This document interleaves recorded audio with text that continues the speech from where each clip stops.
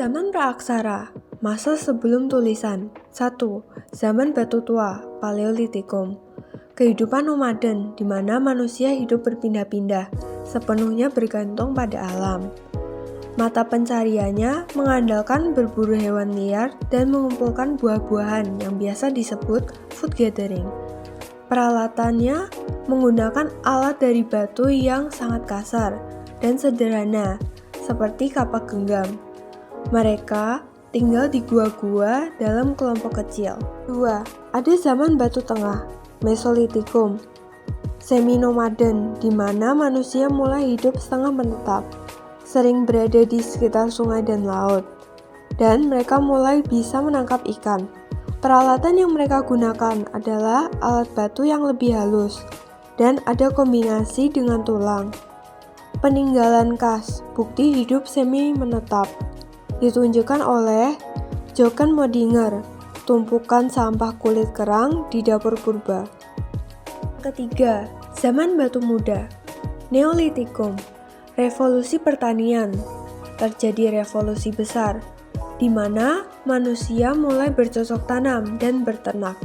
Biasa disebut juga dengan food producing. Mengubah hidup mereka menjadi menetap. Sosial mereka. Ini adalah cikal bakal terbentuknya desa dan komunitas besar. Ada pembagian kerja dan sistem barter, yaitu pertukaran barang. Peralatan yang mereka gunakan, alat batu yang diasah halus dan tajam. Contohnya, kapak persegi dan kapak lonjong. 4. Ada zaman Megalitikum. Zaman batu besar. Inti kebudayaan. Munculnya kebudayaan membangun struktur dari batu-batu besar. Fokusnya untuk keperluan ritual dan pemujaan roh nenek moyang, atau biasa disebut juga dengan kepercayaan animisme atau dinamisme. Gaya hidup mereka sudah menetap dan berkembang dari masa Neolitikum hingga zaman perunggu. Peninggalan khas, menhir, batu tegak, sebagai tanda peringatan roh. Kubur batu atau sarkofagus, peti atau wadah pengubur dari batu. Dolmen, meja batu, untuk sesaji atau kubur.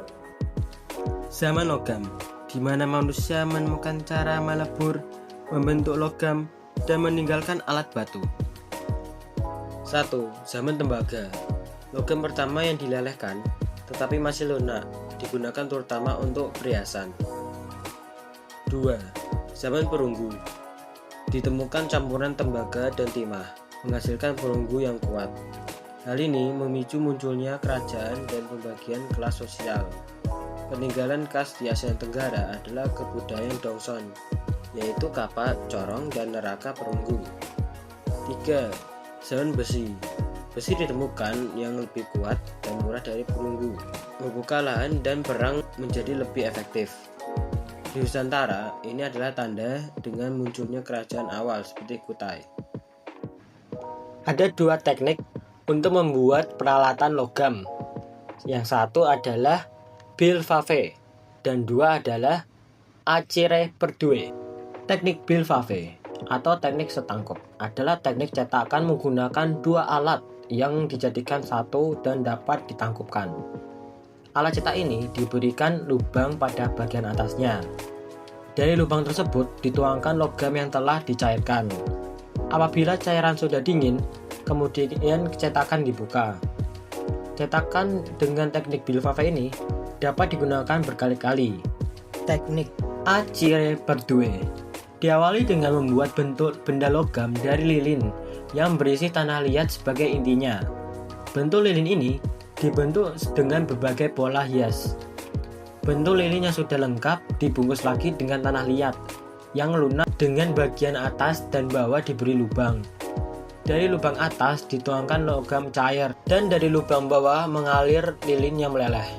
Bila logam yang dituangkan sudah dingin, cetakan tersebut dipecah untuk mengambil benda yang sudah jadi. Cetakan dengan teknik acire perdue ini hanya dapat digunakan sekali saja.